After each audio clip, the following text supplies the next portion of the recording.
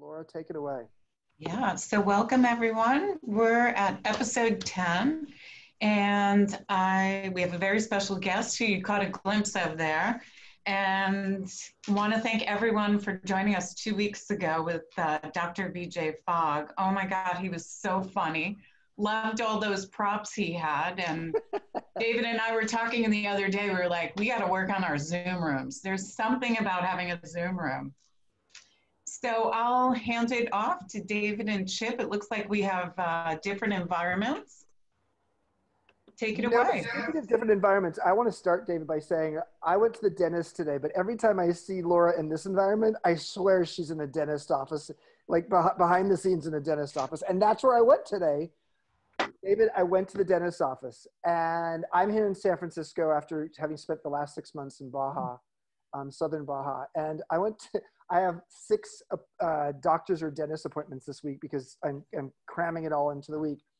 So I went to 450 Sutter here in San Francisco, which is like purely a medical office building. And it was very weird because I'm going to show my age now again. I went in and you go into the elevators, and of course it's a medical building, so people are there for medical reasons. And they have this rigid thing about, okay, 4 people per elevator. The elevators cabs are pretty big. So you get in. First of all, I had to wait once I was going downstairs, I had to go wait for 3 elevators to get to me to finally get one that didn't have 4 people in it. But on the way up, so we got 4 of us in the 4 corners of the elevator cab, and I was not quite in my corner. I was sort of like maybe 20% outside of my corner, closer to this woman who's about 4'7", who was just probably 92 years old and lovely, until she looked at me and she says, "Get back to your corner." And I swear I went back to elementary school when people said, "You have cooties. You have COVID." Cooties and COVID. Like, we live in an era where we're all paranoid about the person next to us and what they're going to do. And I don't know. David, how was your day? I took similar to you, I took an airplane. Today?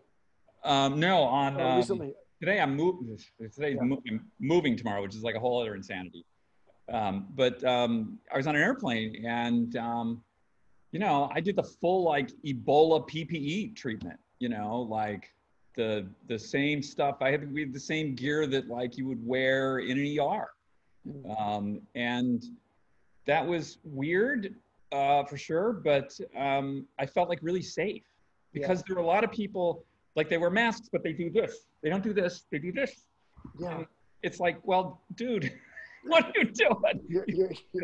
You don't breathe through your nose, like whatever. So that was kind of interesting. And then, what's going on today? This is the last 3 days I'll be in this loft. Sold it, and so I'm surrounded by boxes and about to start. I mean, we're going to go to Utah for a while and sort of figure out where we want to live, which is sort of a big question. Like, it's a big world and there's Zoom, so I don't know. I haven't figured it out yet. So let's do some ritual around the fact that you're leaving LA. How long have you been there? I've been in Los Angeles 12 years, 13 years. Been in this unit 7 years. What's your greatest memory of your 12 years, your dozen years in LA? Well, my favorite thing is Manuela, which is the restaurant inside Hauser and Wirth. The big art gallery is like a 10-minute walk that way. Because you're in downtown LA. I live in downtown LA. And so if you go there on a Monday or Tuesday night, the only people that are in there are locals or the artists that are represented by the gallery. And it reminded me, it's very much sort of an upscale version of Tribeca, like 1982. It was like super cool, and the food's really great, and it's a great room. And I'm just, there aren't other places like that, so I'm gonna miss that.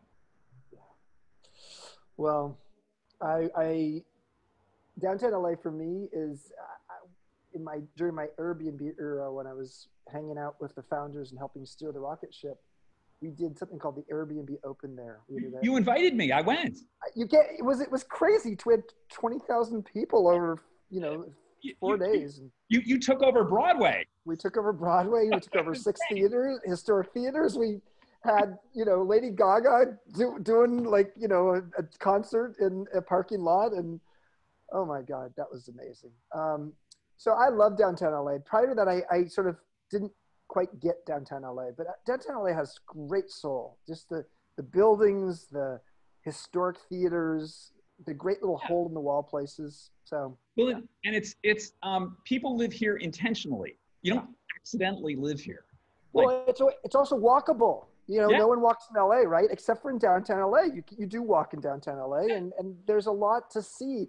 Although, you've got to be careful. Downtown LA's got a little diciness to it too, but welcome to California. Yeah.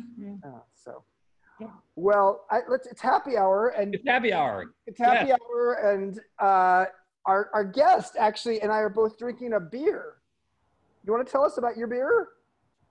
Hello. Okay, I have a Uinta 801, and it's Park City. It's a Utah beer because I'm here in Park City. But what I was mentioning, and before we jumped on, when I did the Camino, which I walked across Spain last year, it was 100 degrees because there was a heat wave.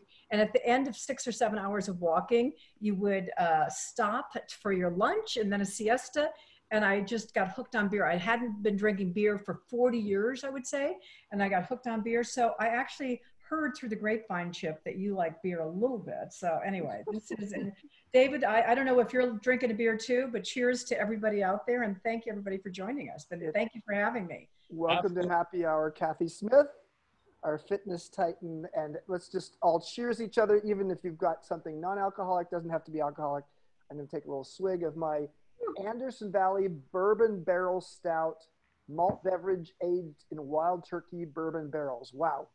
I got my glasses and my beer from the Whole Foods Market. Let me introduce Kathy, and then I'll let David ask the first question. Yeah. Kathy is a New York Times bestselling author, and she's known as the Fitness Titan for good reason. With her iconic library of exercise workouts, she's inspired millions of women to move their bodies, and a few men. Kathy has stood at the forefront of the fitness and wellness industries for more than 40 years. This woman is adaptable and resilient. We'll talk about that tonight. With her highly acclaimed podcast, The Art of Living, and popular healthy exercise and eating plans, she remains at the cutting edge of a business she helped to pioneer. The list goes on. I'm going to just keep it short and just say her motivational message is about strong women stay young. She has 2 daughters, one of whom I think qualified for the Olympics, if I'm not mistaken, in Rio. And she lives in Park City, Utah, likes to hike and ski. And she is our guest on our 10th episode of Happy Hour. Welcome, Kathy. Thank you, Chip. Thank you, David. It's great to be here. It is so great to have you here. You were one of the first guests that we had on our Super Age podcast, and you were great. And we met in Park City at the, what was that, like the chocolate? My Ritual Famous green tea, but they have tea, coffee, and chocolate making machine from 1860, I think the machine is. And so great chocolate, great tea, great conversation. And I go there every day. I keep them in business. So. But I mean, what, I think of myself, I'm kind of a sporty guy. But like you and the people you hang out with are just like next level. Like maybe give our audience a little bit of what do you do for fitness? Like what's a typical Kathy day? I think, well, there's no typical Kathy day, but I do like the outdoors, and I mix it up. That's a big thing. Let me think. This week I was paddleboarding on the Jordanelle, it was a fun morning. Then this weekend we were tubing on the Provo, which is over by Sundance. About 2 weeks ago down in Moab, which is southern Utah, doing some biking. But in general, it's yoga, it's strength training. So I balance it off with kind of the extreme fun things, not extreme hard, but extreme fun. And then yoga and recovery days, and mix it up with some, Pilates and core training. You're being too modest here. we need to put this into context. Like, so you run, right? Sometimes, yeah. Okay. So how far do you run and how long does it take you? Well, I think you're confusing me with my daughter. So, Oh, your daughter's superhuman. Yes, so she was the one that went to the 2016 Olympics, and she is the one that can run fast and whatever. We're going to get into this, but it's age appropriate, for a person who's done something their entire life. So, I have been doing this, and just maybe backing up for a second, because I know I mentioned this to you before, David, but it's important to know that I started my first marathon I ran in 1975. But unlike a lot of people, why you get into running, I got into running because my dad died of a heart attack when I was 17. My mom was killed in a plane crash, and 2 years later, so by the time I was 19, I was orphaned, and I didn't come from a lot of money. And so I was like, what the hell am I going to do with my life? And, I was sitting on a street corner, crying my eyes out with my head just, down, going, what is going to happen to me? Spiraling into a depression. And I was just fortunate to be dating a guy at the time who was played football for, the college I went to. And I would go to the track, not because I was athletic, but I would go there and I would run a lap and I would rest and I would run another lap. And I started linking those laps together. And eventually I would come back from these runs and I would notice that there was a lightness in my body. And more so than that, there was a lightness in my brain. I felt like I was going to make it. I wasn't going to get crushed by this depression. So that, I think the lead into this has to be a little of that, because that's what got me hooked on this. By 1975, and the other thing to put this in context is that in 1975 in Hawaii, where I ran my first marathon, there were 800 in the field and there were only 12 women. So this was pre-Title IX. Women weren't running marathons. Doctors would say, running's not good for you. Your uterus is going to drop. Your tits are going to drop. You're going to, it's unhealthy. So this was a really kind of a new concept. As we look at it now, it's like, oh, fitness, oh, running, that's good. But it wasn't. And I didn't really sustain that real heavy running. I got into all these other disciplines. So I use that as a cross training tool. And for instance, I'll tell you what's going to happen this weekend. I will meet my daughter and my girlfriend will go to the track, and there's a track for the people that are uninitiated. It's 400 meters. You run around the track. It's a quarter of a mile. You run the straights and walk the curves. But the thing is, you don't jog the straights. You run the straights as hard as you can, to the point of the person that you said that you saw in Seattle who trains really hard. I train hard, but not necessarily that long when it comes to training. And then playing, which I call, most of the stuff I do is play, and I play, whatever people want to play, I'm willing to play. So let's go back to the early days, because one of the things I think is just fascinating about you, Kathy, is how adaptable and resilient you've been during the various fitness crazes. Right. I wrote down, there was the Jane Fonda era. We'll come back to that. Leg warmers, VHS videos, thigh masters, buns of steel, kettlebells, yoga, CrossFit, you name it. You have not been, there's some people who we know who were famous for their 5 years and then that craze went away. You have just consistently surfed what's new and interesting and works. Talk a little bit about the age adaptability around fitness, and also tell us about your Jane Fonda story. How did you have some history with Jane? Well, I think, that whole, period that you're talking about, those different periods, and it's interesting, Chip, and both of you will appreciate this, given technology. You started with VHS, like you think, oh, VHS, we start, What my first product was 1978. It was an exercise album. This was before VHS. So there wasn't enough, you know, VCRs, and there wasn't enough penetration in the marketplace. And so there was albums. You would put it on a turntable, you would look at a poster on the wall, and I would be going, reach right. And you'd have a Michael Jackson or, Christopher Cross, Ride Like the Wind.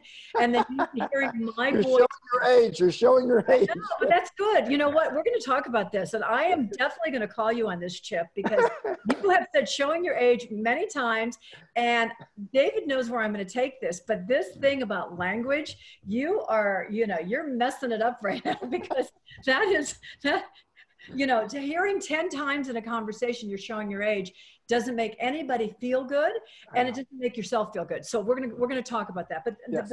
but totally getting that is called Auth and Talk, and I, David and I talked about that. Anyway, you're reaching, you're doing all on a VHS. You then go to VCR, then DVD, and to your point is, I love technology. I love fitness. And so I was the first fitness person to ever do a CD-ROM, the first to ever do a DVD. Now I have apps, and you have interactive, and we have, online, courses through webinars, but, and it started with, when I was in college, and when I took my first computer class in 1971, we were programming on Fortran and Cobalt and, with all these languages.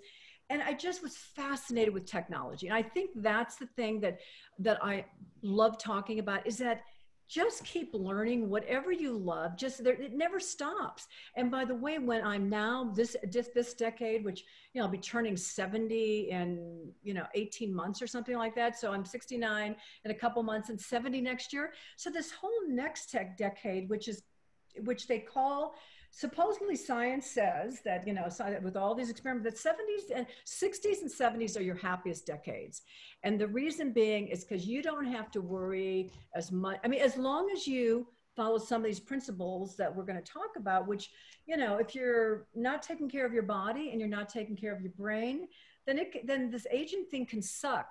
But genetics is only 10% of this whole thing. And then the environment and what you do with what you have is the other 90%. And you don't have to follow the normal aging curve. There is endless possibilities, and we're only tapping into right now what's possible. And so I look at what's possible instead of what's impossible. But anyway, that's my thing. Sorry if I was a little heavy-handed there. No, it's beautiful. David, go ahead. This is why I wanted her here. Yes. Yeah. I want to just touch on this language thing, because I think that's you and I discussed this language a lot, and that words matter. And when we use the language we use about ourselves and the language we use about others is really powerful. It's very important. Tell us a little bit about that. Well, I think we see it when we talk about Black Lives Matter, when we talk about, women, when we talk about, civil rights. We start to see that language is important, and we are learning that, when it comes to other people, that, we got to be sensitive how we phrase things and whatever. But more important, and as important for ourselves, what language you use goes into this little computer. And if I'm every day waking up and going, oh my God, I'm getting older. Oh my God, I have more wrinkles. Oh my God, I have this. Oh my God, I have that. That programming, again, sends you in this downward spiral of, what, I can't keep up anymore. But what if you start programming the languaging differently? What if you just stop, and when you get to that negative, what I call the itty bitty shitty committee shows up, what if you just learn through meditation, through mindfulness, through certain techniques that I teach, to just why don't we reframe about what is possible? What can we do? And it's what you guys teach all the time, and what I've been impressed with both of you, and Chip with this idea with your, even down, I can't, wait to get down to Mexico at one point to your master training, but it's the idea that we've learned a lot with all these years, and it's fun to share that. But also when you erase this, I know it's one thing that you asked Chip when I got on, and David, it's a point that people want to know. When I was on the Camino last year, And I walk with 30-year-olds, 40-year-olds. We never talked about age, because if you have a baseball cap on, if you have your pack on, if you're walking 20 miles that day, nobody's like and if you're listening to music and having fun and drinking and eating good food, or you're going to Burning Man and you're dancing all night long, what difference does that age? And as soon as you bring it up, you got to be careful. I do not discuss my age because I'm embarrassed about it. It becomes a barrier for a lot of people because they already go into judgment about it. So I would much rather show up to something and not have people know my age, because life just becomes a little more fun. And I just, it's owning it, but not being run by it, I guess, by the number. It's interesting. So you remind me of what one of the most famous executive recruiters in the world once said to me, like about a year ago. She said, if you can show up for a job interview at any age, but especially in your 50s, 60s, or even in your 70s, if you show up with a curiosity and a passionate engagement with life, people won't notice your wrinkles. What they'll notice is your energy. And that energy, like what we're seeing from you right now, Kathy, what we see is like, here's a woman who's 68 years old. It doesn't really matter, because what you feel is the energy. And when you feel that energy, people actually are not as focused on the surface. And I think that's really, a key message for all of us is, how do we get to a place where we use our own personal narrative around our aging more than we are reliant on the social narrative around aging, which we know in the United States is pretty awful. Right. So I'm on a mission to change that, because honestly, we've fallen into the trap of thinking that we're doomed to a slow metabolism, that we're doomed to losing muscle mass, that we're set up that we're going to have to, lose brain function. But what if you change that and go, no, that's not the case. That's a lot of those TV commercials that are, the Viagra, the men, the penis, it's not working, but why isn't it working? It's working. It's not working. A lot of reasons, but that particular example is because of blood flow. What slows down blood flow? Smaller arteries that go down to to the penis, which then doesn't allow the erection. So my point is, in my world, you step back and you go, okay, how do we look at the body as a whole, and not like the brain, the heart, the arteries, whatever. It's a whole. And when you start to move it on a daily basis, it's just, there's all the science is there, and I can pull out the science, to show you what happens when you put good plant-based foods, it doesn't matter what your diet is, but the more plants you put in it, the more whole grains, the more real to nature, eating in real food.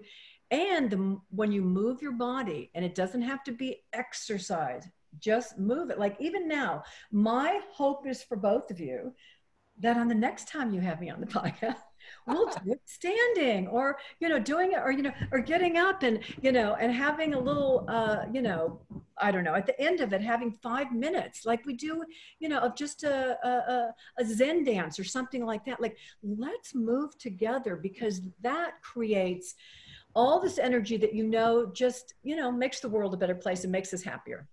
This is, what you're talking about is why we started AGEIST. There's just so much messaging out there that says, this is impossible. Don't even try this. You can't do this. Like, you're such and such an age. I've had doctors tell me, I hate this. They'll say like, oh, you're active, meaning they think I go mall walking or something. Like, and I just want to slap them. Like, what do you mean active?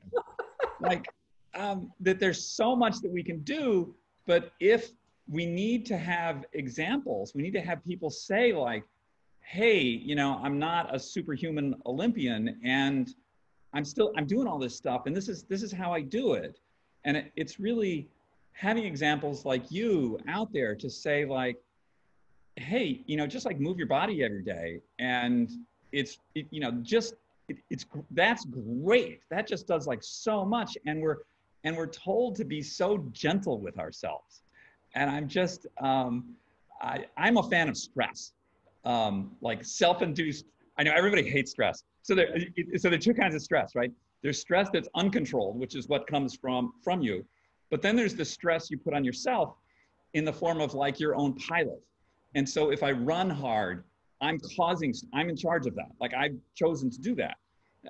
It's that kind of stress that, we have to be, I think there's like a certain, at our age, there's a recovery period that's a little different than when we were younger. But, we're capable, like you you did the Camino, like, okay, that's pretty awesome. Well, and to your point, and thank you for that compliment, but the point, you think the physical part is difficult. The whole journey of stepping outside your comfort zone, like where are you going to sleep? How, again, the physical, you're carrying a backpack, you're walking 17 to 20 miles a day. But then at the end of the day, where do you sleep? Do you go to, a hostel? Do you go to what's called what are they called? I'll think about it. But you go to different places along the Camino, and you have to decide: am I going to share a shower with somebody? And I have to share a room with 4 people. I have to share a room with 20 people. I haven't done that before. I haven't done that since college, let's say. So those are the stepping outside your comfort zone. Right. Oh, this is going to be a little different. I mean, how am I going to handle this?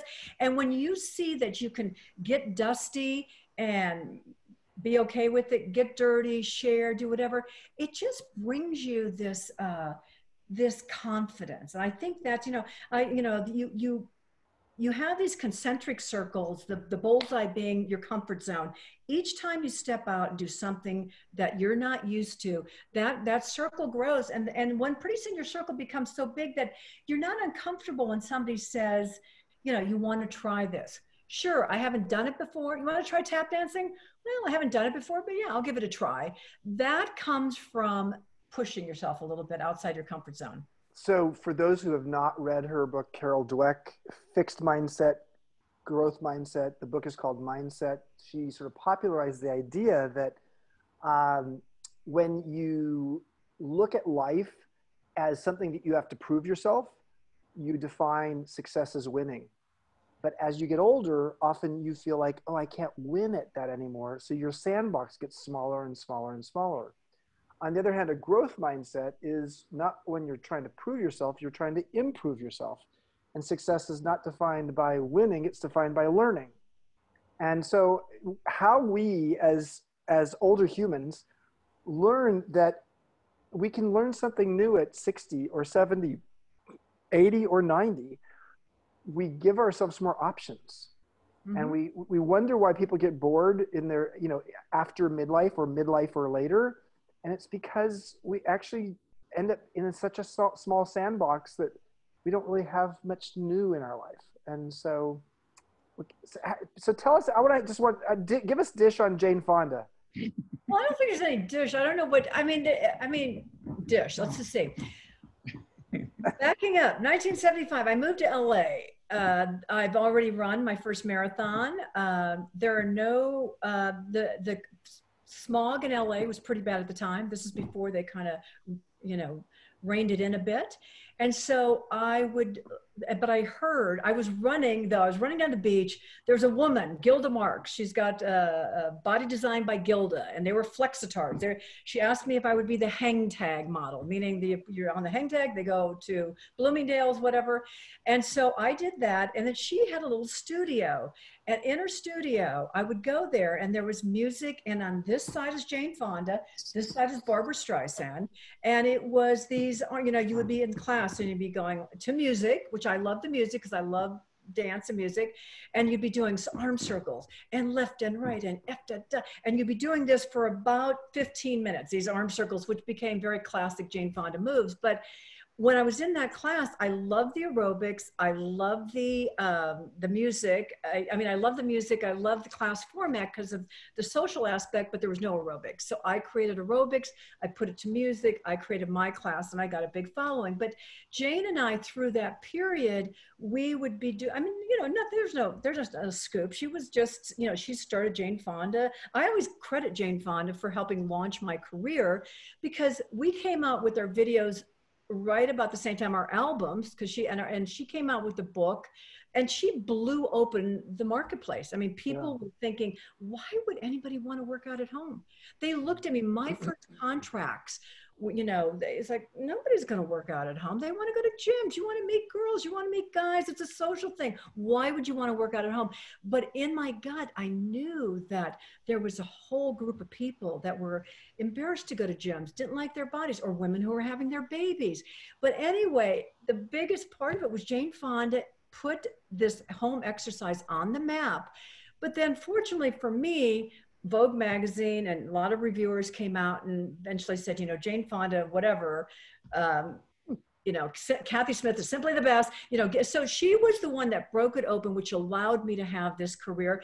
And I gave her an award from Shape magazine. I, you know, gave her her 10th anniversary Shape anniversary award. But, you know, nothing really. There was just, you know, some bike rides and things like that, but there's no, it was just that we were there in the beginning, and it was fun. It was, those beginning days were fun because those classes were crazy, and that became our dance party.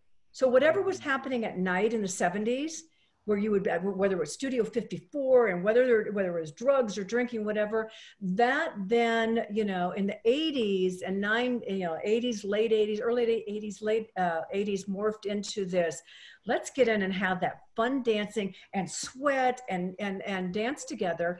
And it was that endorphin high mixed with and people don't realize how much the music pushed that stage. I mean, we remember disco, then came, I just remember, you know, between the Donna Summers and then, Whip It, Devo, Whip It Good, you know, and then you kind of get into all the different stages of music. Then came the hip hop, and all of that stuff would transfer into our classes. And so people wanted to hear as a matter of fact, somebody texted me today, because I'm doing a fundraiser in Chicago for cancer. It's called Move for Her. And and I need a music list.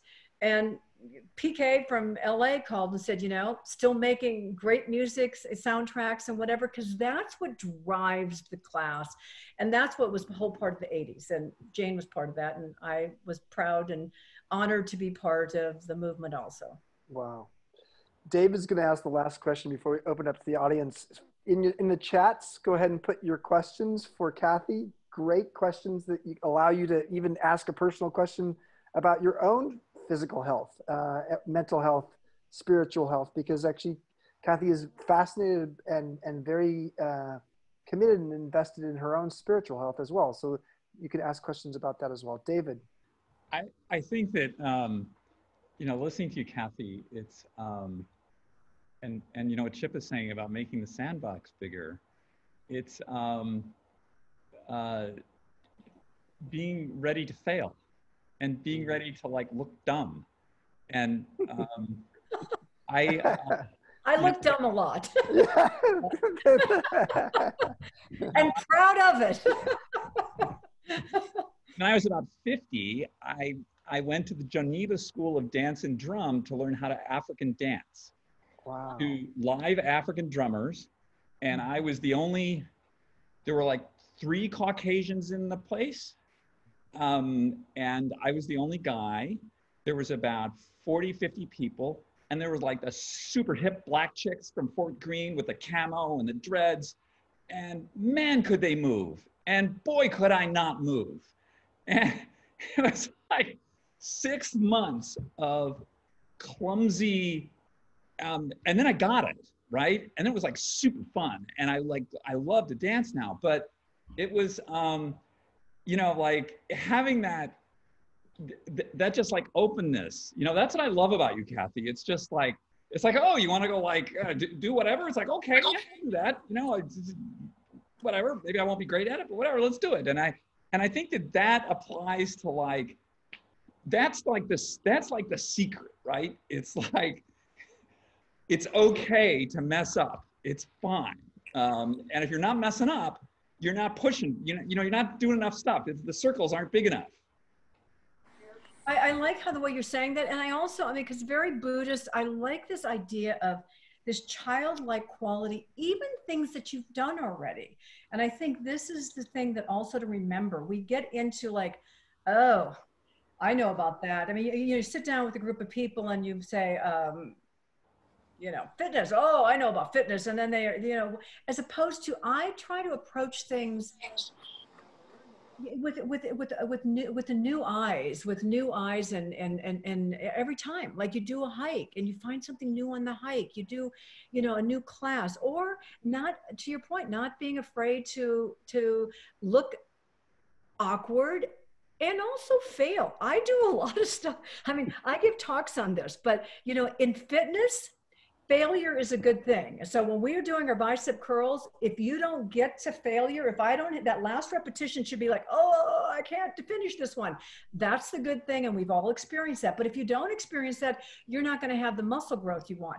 Same thing though in life. If you don't, failure, you don't hope for failure, obviously, but you can learn from it. And if you have a fear of it, then you don't take the steps. And I step into a lot right now going, I think that the biggest thing I've learned from this last 10 years is it doesn't have to be perfect to start. Just start. If you're looking to start. And I do a lot of things that I think I could be better. I could be much better at this. Guess what? A year later, after doing it, I'm so much better at it. But if I wouldn't have started, I would have never gotten there. Beautiful. Love that. Laura, take it away. You're going to help us Yes. let our audience ask some questions.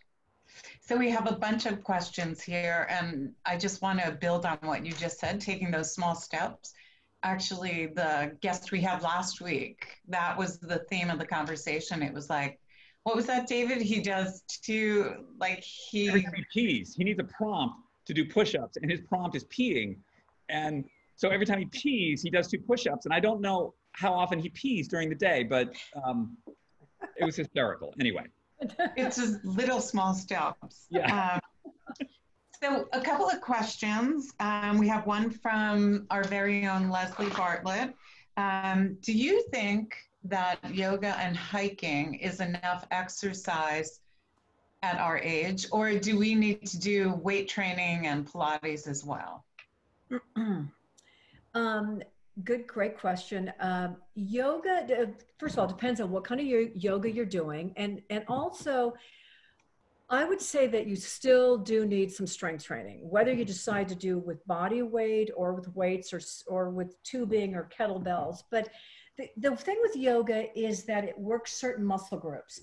With your chaturangas and you're doing a lot of tricep, you're not getting much bicep. You're getting a lot of chest as you go. You're not getting as much back unless you're doing a lot of, posterior chain activation, which is basically your spinal erector stuff. So it really depends if you're doing a slow, gentle yoga. If you're doing more of a power yoga, that helps, but there's still some muscle imbalances. So you don't have to do a lot, but I would throw some strength training in there with that combination to get the best results. And so to that end, we had a question from Beth. Which weight machine would you recommend for at-home training with weights? Ooh, weight machine. Again, depends how big your house is, how big your budget is. So I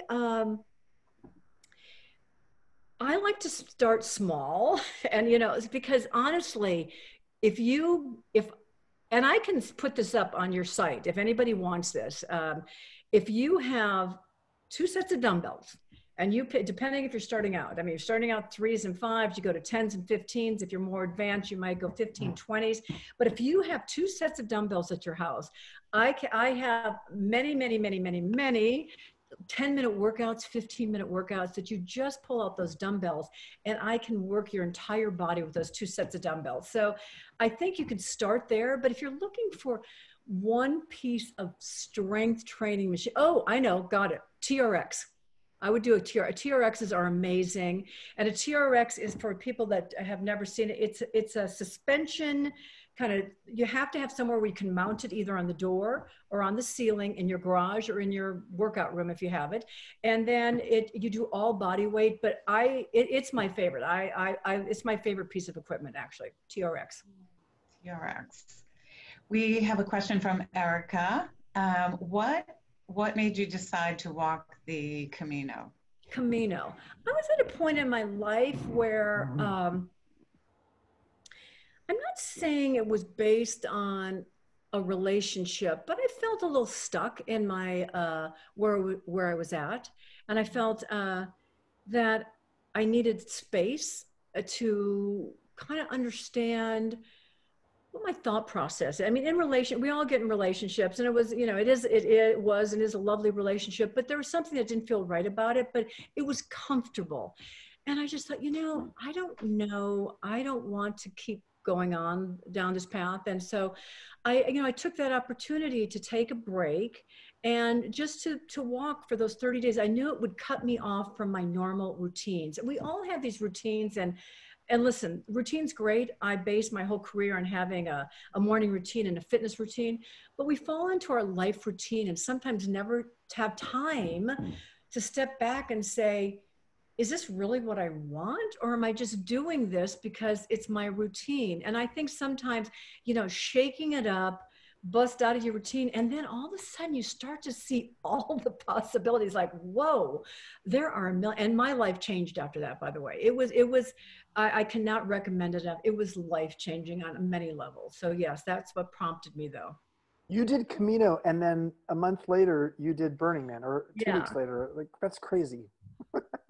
Crazy good, though. Crazy good and lovely and really dusty. Lots of dust. Lots of dust. Well, I learned. Well, you know what? I definitely was more prepared for the pandemic, because I got those masks. Before they were all, you know, now they were sold out at Home Depot when we needed the mask. But for Burning Man, you needed all of these masks, and high quality masks to keep out all of that dust, because I do have sensitive lungs, and it was the one thing holding me back. It's like, oh my gosh, what am I going to do? That and the dirt. So I had, you know, lots of wipes, because you get a shower, but you get, I think it's 2 gallons of water that comes out of a tube, and then you have to like go behind a curtain and shower down once a day, and so therefore you have all of these wipes that you wipe off the dust before you get in bed at night. But anyway, the dust was worth it, and the mask worked very well. So we have someone asking, you know, minus COVID, you must be sitting and thinking about, what's my next adventure? Where am I going to go? What am I going to do? Do you have any plans? You know, I've done so much traveling in the last, recent years, from Portugal to Greece, and spending a couple months in Europe every year. And I have used this opportunity to now launch a couple of businesses, and I'm having fun with that. So I haven't really gone down that path, but let me just think. I know that there's an answer here. I just have to find it. Let me think. You know, because we're not getting on planes that much or doing that or traveling, I would say that I don't have my next big adventure in mind, but it will surface here. My adventures now are kind of on a different level, figuring I'm going to get back to the adventures next year. I think a lot of us feel that way. What do you think about intermittent fasting, and are you a fan? Do you practice intermittent fasting? Yeah, like and time restricted eating is what sort of the approach that I use, and that's having a window. And again, it's different for everybody, but a window where you eat, which is called your feeding phase, and a window where you don't eat, which is called your fasting phase.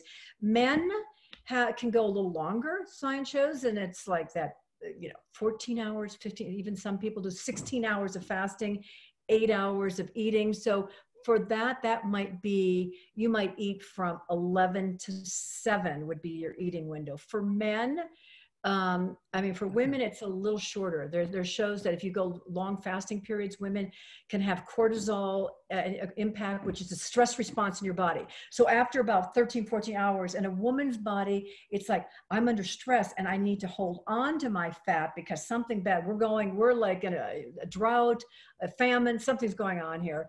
And so for women, it's about a 13-hour window.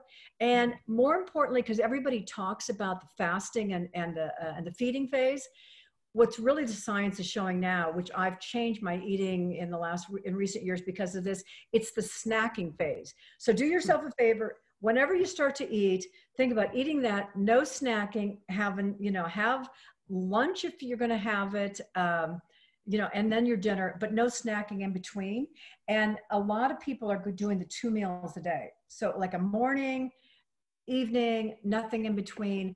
And that is more of the snacking that they're saying. Our bodies were not meant to, you think of how we develop, our bodies weren't meant to like, oh, here's some peanuts. Oh, here's like something, and all day long where it's like, oh, here's a smoothie and here's a bar and here's this, because as soon as you put that in your mouth, the digestive juices start going, your stomach has to start digesting them, and it impacts your gut. So anyway, I hope I'm not answering too long of questions. Just cut me off if you want to. No, there's context around it. I absolutely understand. Think about, not over snacking and spending, and you don't have to time restrict, eat every day, even if you throw it in 2 to 3 times a week. But once you start doing it, you see your mental alertness that takes over, and you start to burn more fat, and your body starts to learn to burn fat instead of relying on carbohydrates all the time. Good advice. So plant-based eating, do you recommend any supplements, vitamins?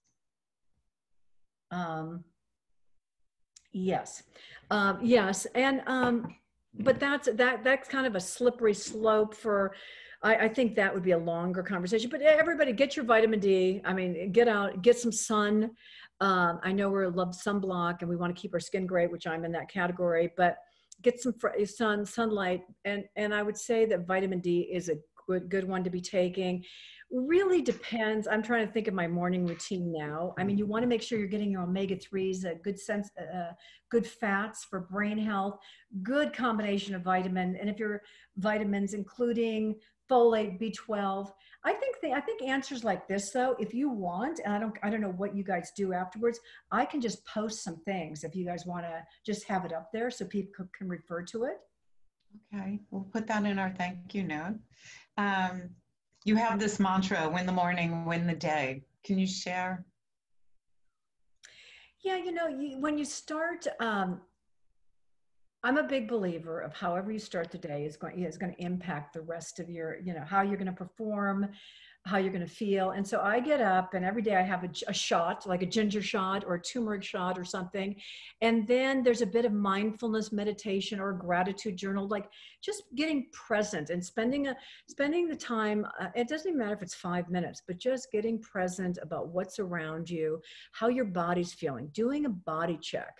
I think a lot of times, we go through and we're thinking about, even with exercise, we do these mindless repeats instead of mindful repetitions.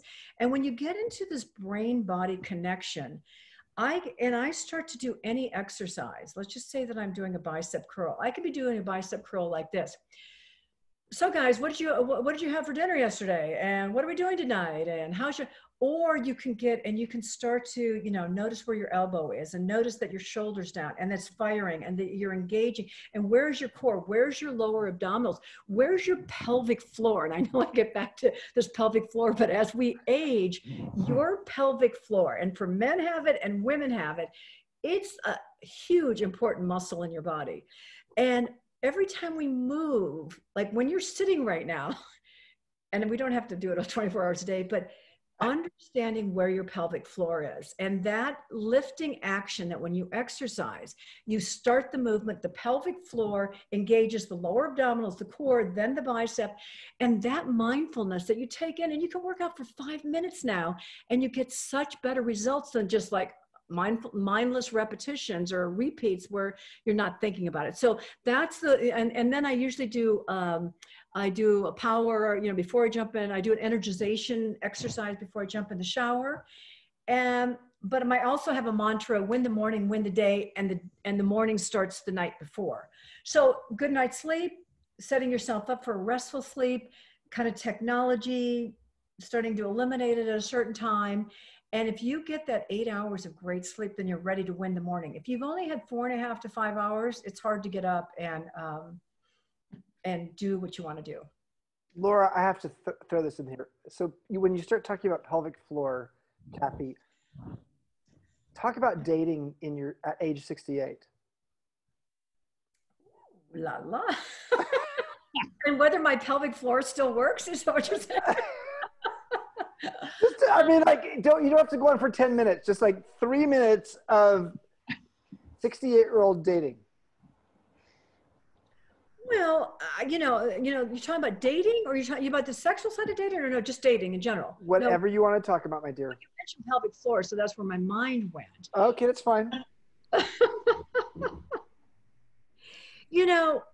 What I like, what's really feels like freedom.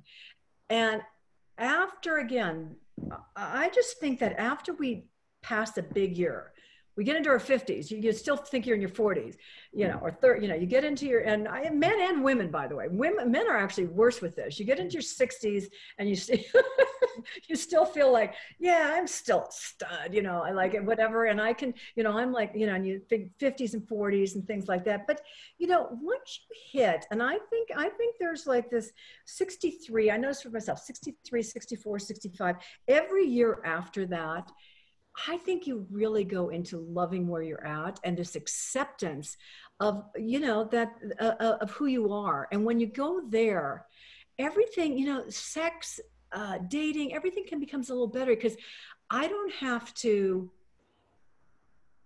prove myself to you anymore.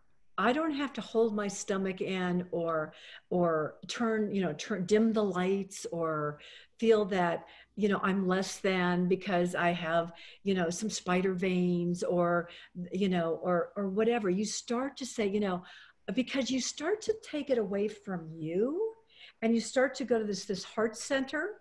And I could actually cry a little bit. And then but you start to think about the other person. So it's not about, do I look this way or it's like, what energy am I exchanging with this other human being? And how are we right now in this moment right now? And how is this energy exchange elevating us to the next level? And, with my neck that's not quite as tight as it used to be, and but if that's what you're focusing on, when like he's penetrating and you're going, oh my God, my stomach is like whatever, then what kind of that's not fun. But when you cross to the other side, it just gets so fun. It's just like, and when you're with other people that are like that and you attract people like that, man, it just gets to be a ball. I am a gay man and I want to have sex with you. That's all I want to say. I'm sorry. David, did I overstep my bounds here? I didn't know where that was going to go. Oh, I just love you. I love you, Kathy. You are just such a role model. What I want to say more than anything is just, I appreciate your spontaneity and your authenticity. So thank you. It's a great role model for the rest of us. Thank you. David, I'm supposed to summarize and tell who's coming next week, but I want to give you an opportunity to say something. If you have something you want I just want to say thank you. It's really, I so enjoy our time together. And I'm just really happy to have you on the show and for other people to get to know you a little bit. Wow. So fated. It was so fated that the two of you ended up running into each other in Ritual. Uh-huh. A place called Ritual in Park City. And if anybody has ever seen a Utah license plate, it says Life Elevated. I don't know if it still says that, but it used to say Life Elevated. These two people met in Ritual in a place where life is elevated.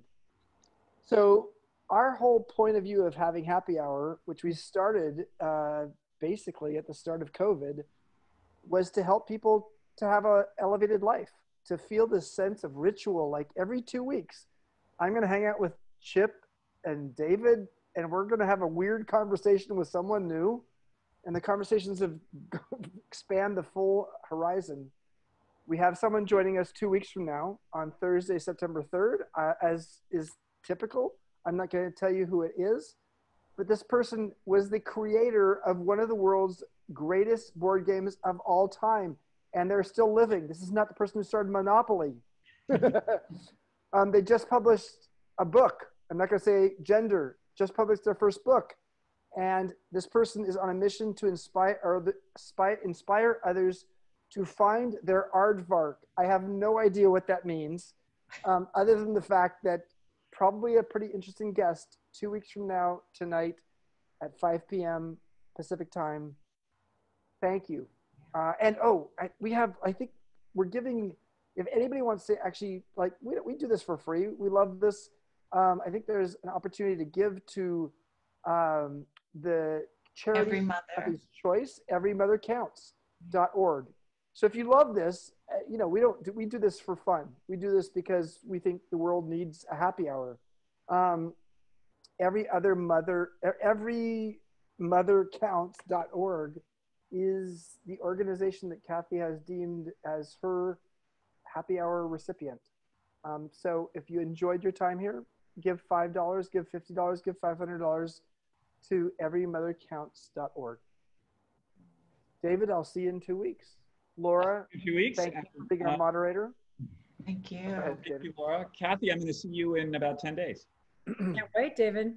We'll go hiking. We'll meet at Ritual. And some of you will now go to the Democratic Convention, and some of you won't, and that's fine because we like the full big tent. So enjoy yourselves. Thanks for joining us, and we'll see you in a couple of weeks. Take care, Chip. Bye-bye. Bye.